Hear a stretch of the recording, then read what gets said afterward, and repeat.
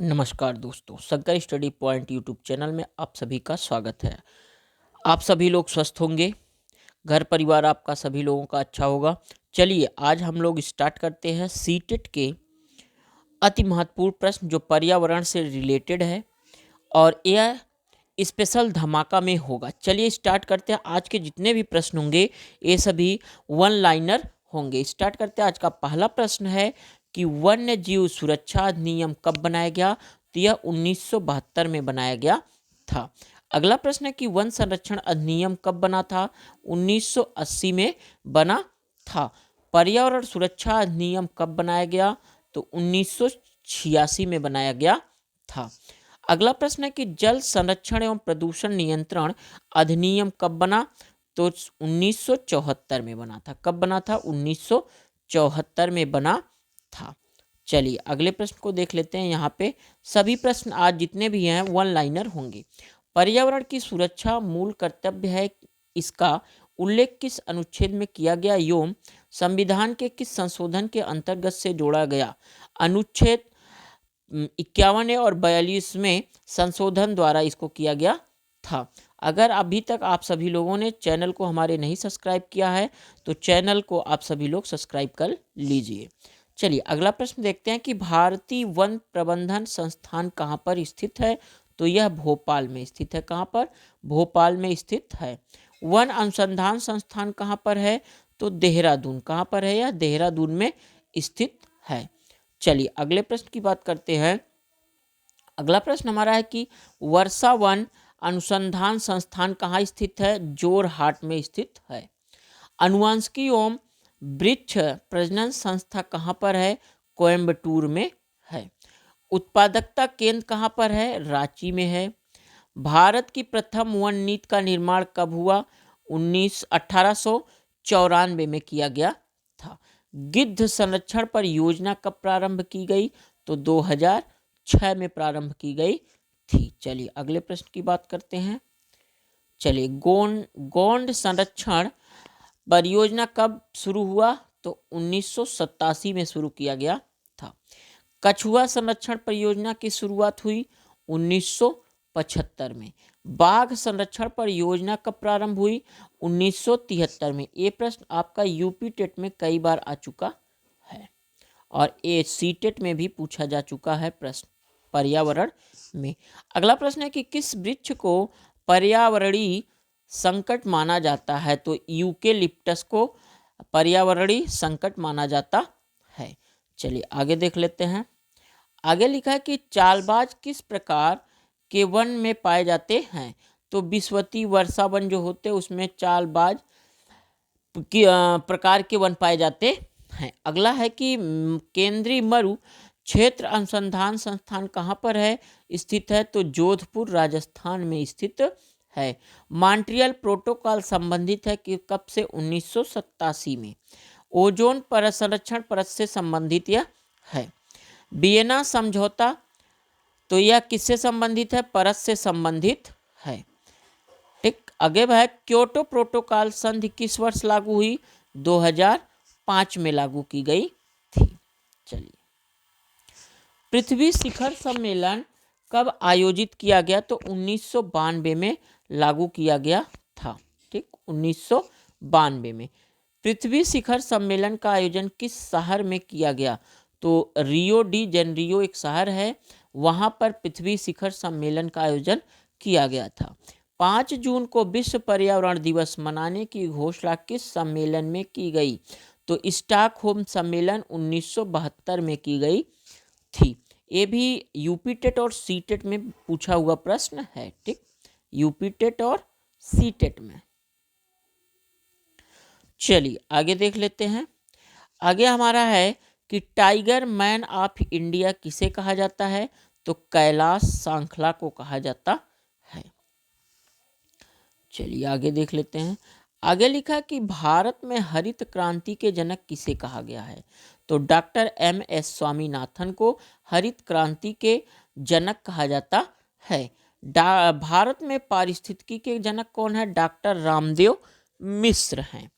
भारत में पारिस्थितिकी के जनक डॉक्टर रामदेव मिश्र। ये जो प्रश्न था। अगला है डॉल्फिन मैन ऑफ इंडिया किसे कहा जाता है? तो रवींद्र कुमार सिन्हा को कहा जाता है। चलिए अगला प्रश्न है कि चिप्को आंदोलन के जन्मदाता थे सुंदरलाल बहुगुणा। विश्व ओजोन दिवस कब मनाया जाता है? 16 सितंबर को मनाया जाता है। विश्व वन्य जीव दिवस कब मनाया जाता है? 3 मार्च को मनाया जाता है। कब मनाया जाता है? तो 3 मार्च को मनाया जाता है। पृथ्वी दिवस कब मनाया जाता है? 22 अप्रैल। ये सभी प्रश्न बहुत ही इंपॉर्टेंट हैं। सुपर क्या कहते हैं इसके लिए, सीटेट स्पेशल धमाका में जितने भी प्रश्न कराए जा रहे हैं सभी बहुत ही स्पेशल हैं। चलिए कोहरे की आड़ पाठ देखने में सहायक तरंग होती है तो अवरक्त विकिरण होती है। अम्ल वर्षा के लिए प्रमुख रूप से जिम्मेदार है तो कारखाने जिम्मेदार होते हैं। चलिए आगे की बात करते हैं। पार्थिनियम गाजर घास के परागकण से कौन सा रोग होता है? परागकण, यहाँ पे क्या होगा? परागकण से कौन से रोग होता है? तो चर्म रोग एवं दमा के रोग होते हैं। आगे लिखा है कि लाइकेन किस पर्यावरणीय प्रदूषण के सूचक माने जाते हैं? तो वायु प्रदूषण के सूचक माने जाते हैं। भोपाल गैस त्रासदी किस गैस के रिसाव के कारण हुई? तो मिथाइल आइसोसाइनाइड के कारण हुई थी। इटाई इटाई रोग किसके कारण होता है? तो कैडमियम के कारण होता है। कांग्रेस घास किस घास को कहा जाता है? तो पार्थिनियम गाजर घास को कहा जाता है। आगे बात करते हैं। अगला है कि अम्ल वर्षा के जल का पीएच मान कितना होता है? तो अम्ल वर्षा के जो पीएच मान होता है वह 4.2 से कम होता है। ब्लैक फुट नामक बीमारी का कारण है आर्सेनिक की अधिकता होती है। पृथ्वी के कार्बन चक्र में कार्बन डाइऑक्साइड की मात्रा को नहीं बढ़ने देता क्या? प्रकाश संश्लेषण। चलिए आगे देख लेते हैं। आगे लिखा है कि सौर विकिरण की सबसे महत्वपूर्ण भूमिका होती है तो जल चक्र में। अंतर्राष्ट्रीय पर्यावरण अभियांत्रिकी शोध संस्थान कहाँ पर स्थित है? तो वह कहाँ पर स्थित है? तो वह हमारा नागपुर में स्थित है। कहाँ पर स्थित है? तो नागपुर में स्थित है। आगे देख लेते हैं। पृथ्वी के चारों ओर गैसों के समूह को क्या कहते हैं? तो वायुमंडल कहा जाता है। वायु एक मिश्रण है। शुद्ध हवा में नाइट्रोजन की मात्रा कितनी होती? 78% होती है। वातावरण में सर्वाधिक प्रतिशत में उपस्थित होती क्या? नाइट्रोजन उपस्थित होती है। यदि पृथ्वी पर पाई जाने वाली वनस्पति समाप्त हो जाए तो किस गैस की कमी हो जाएगी? तो ऑक्सीजन की कमी हो जाती है। चलिए यूएनईपी का मुख्यालय कहाँ पर है? तो यूएनईपी का जो मुख्यालय है वह हमारा नैरोबी में है। विश्व मौसम विज्ञान संगठन का मुख्यालय कहाँ पर स्थित है? तो जिनेवा में स्थित है। कहाँ पर? जिनेवा में स्थित है। अगला है कि पर्यावरण अनुकूल उपभोक्ता उत्पादकों को चिन्हित करने के लिए सरकार ने आरंभ किया है तो क्या? Eco mark. ये भी सीटेट और यूपी टेट में पूछा हुआ प्रश्न है। झूम खेती कई बार आया है किसमें? सीटेट में। किसमें पूछा गया है? सीटेट में।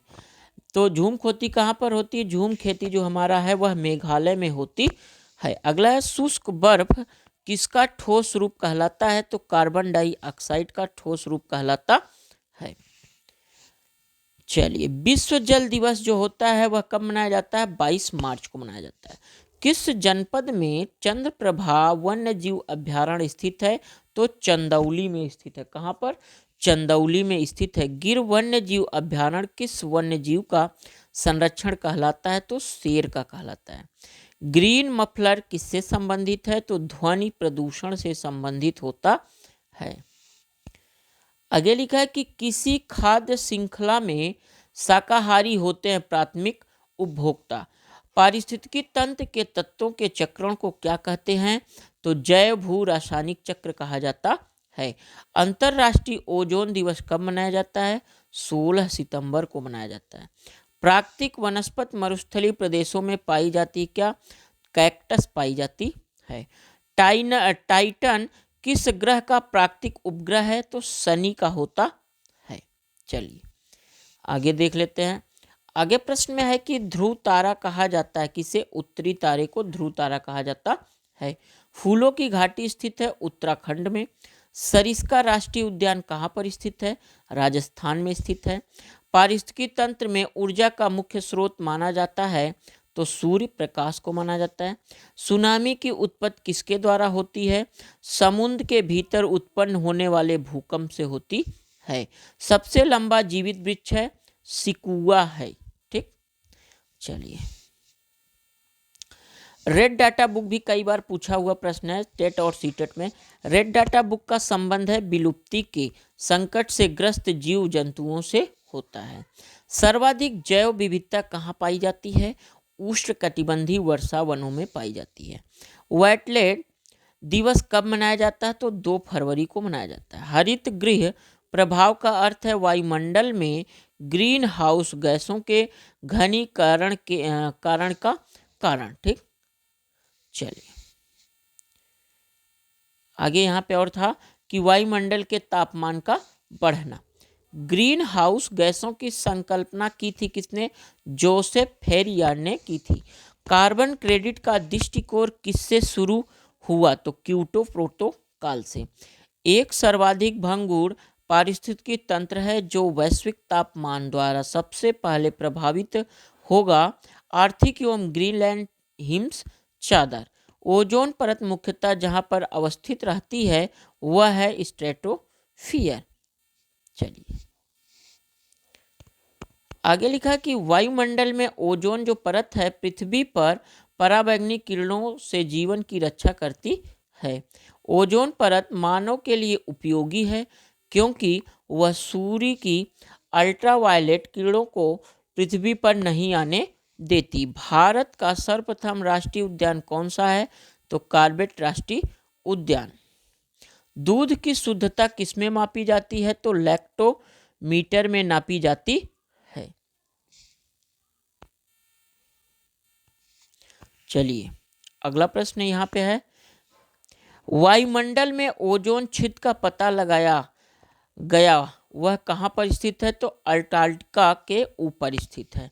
वातावरण की वह परत जो रेडियो तरंगों को परावर्तित करती है कहलाती है आयन मंडल। तो ये आज थे आप सभी लोगों के लिए वन लाइनर से पर्यावरण के कुछ महत्वपूर्ण प्रश्न। चैनल पे नए हैं तो चैनल को आप सभी लोग सब्सक्राइब कर दीजिएगा जिससे, और इसको शेयर करना ना भूलिएगा। वीडियो कैसा लगा आप सभी लोग इसको बताना ना भूलिएगा कमेंट्स में। Thanks for watching.